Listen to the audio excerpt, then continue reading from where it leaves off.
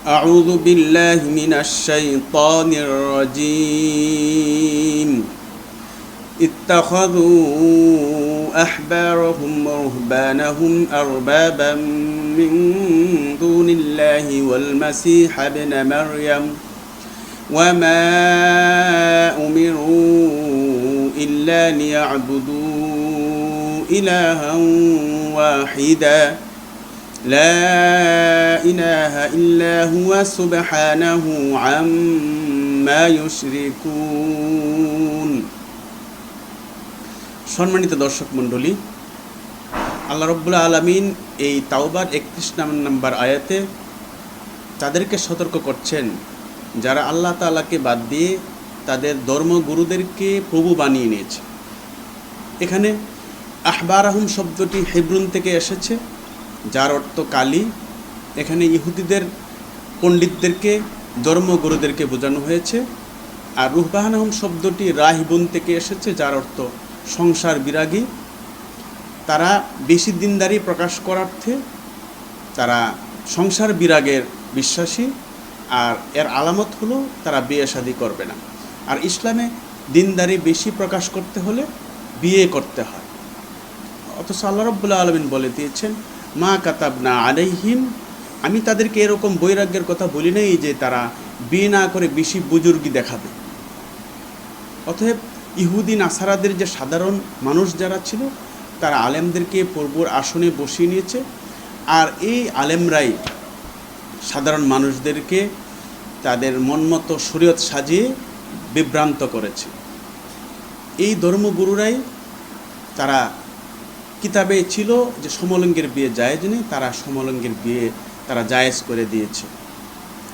তারা নিজেদের মতো শরীয়ত বিধান তারা রচিত করেছে। তারা ঈসা আলাইহিস সালামকে আল্লাহর সন্তান বলে প্রভুর আসনে বসিয়েছে। অথচ আল্লাহ রাব্বুল আলামিন আয়াতে কারিমে বলে দিয়েছেন, ওমা উমিরু ইল্লা লিয়াবুদু ইলাহান ওয়াহিদা, তাদেরকে শুধু এ নির্দেশ দেওয়া হয়েছে যে তারা আল্লাহ ছাড়া কারো ইবাদত করবে না।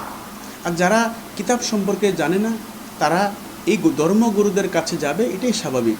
আল্লাহ রাব্বুল আলামিন সূরা নাহলের 43 নম্বর আয়াতে সে কথাই বলে দিয়েছেন, ওমা আরসালনা মিন ক্বাবলিকা ইল্লা রিজালান নূহি ইলাইহিম ফাসআলু আহলাদ যিকরি ইন কুনতুম লা তা'লামুন।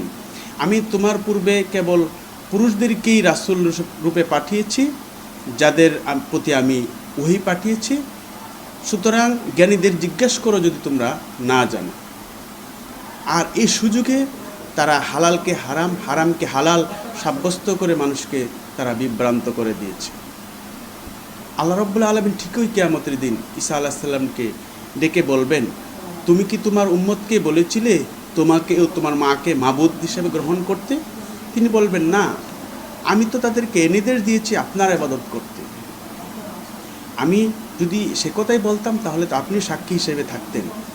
আল্লাহ তাআলা নিজের প্রভুত্বের কথা আবার নিশ্চিত করেছেন, লা ইলাহা ইল্লা হুয়া সুবহানাহু আম্মা ইউশরিকুন, একমাত্র মাবুদ হচ্ছেন আল্লাহ, তিনি সকল শিরিকি সকল গুমরাহি থেকে মুক্ত। তাহলে বোঝা গেল ইহুদি নাসারাদের মধ্যে প্রথম শিরিক ঢুকেছে আকীদার মধ্যে। এ সমস্ত আলেমদের মন গড়া কথা শুনে আমাদেরকেও এই আয়াত থেকে আল্লাহ রাব্বুল আলামিন সতর্ক করছেন। আমাদের সমাজে আমরা বিভিন্ন মাজারে দেখতে পাই যে তারা নিজেদের মতো বিধান তৈরি করে তারা সাধারণ মানুষকে গোমরাহ করছে। তবে আমাদেরকেও কী করতে হবে? এখান থেকে সতর্ক করতে হবে।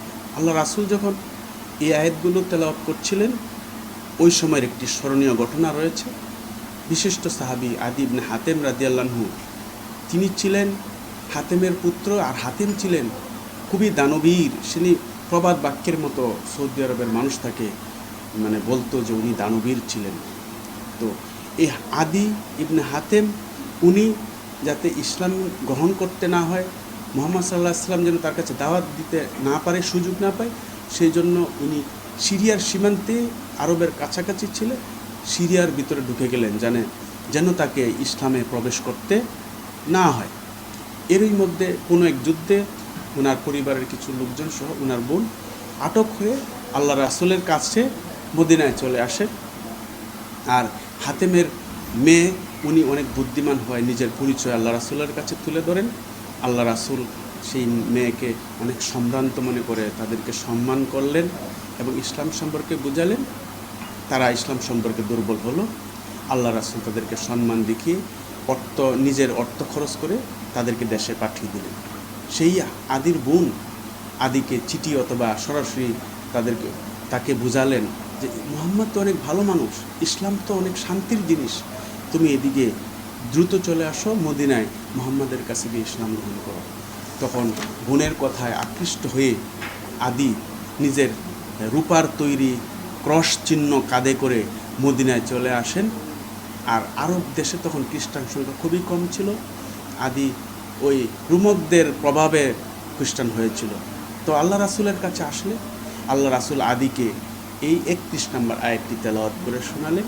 তখন আদি প্রতিবাদ করে বললেন যে আমরা তো গুরুদের ইবাদত করি না, আপনি ভুল বলছেন। তখন আল্লাহ রাসূল বললেন, যখন গুরুরা হালালকে হারাম, হারামকে হালাল বলে, তখন সাধারণ মানুষ গ্রহণ করে কিনা? আদি বলে হ্যাঁ। তাহলে এটাই মানে প্রভুর আসনে তারা বসিয়ে দিল।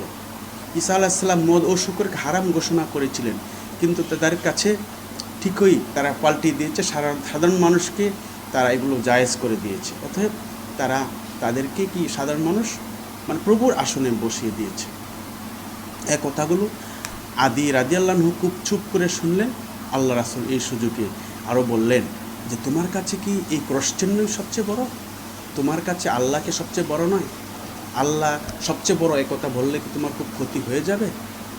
আল্লাহর চেয়ে বড় বেশি আছে, এর প্রমাণ তোমার কাছে কি আছে? এই কথা বলার কারণে আদি এক পর্যায়ে দুর্বল হয়ে গেলেন এবং পরবর্তীতে ইসলাম গ্রহণ করলেন। এই আলোচনার মধ্যেই তো আমি পরবর্তী পর্বে উনি কীভাবে ইসলাম গ্রহণ করলেন সেটা আমি আলোকপাত করব।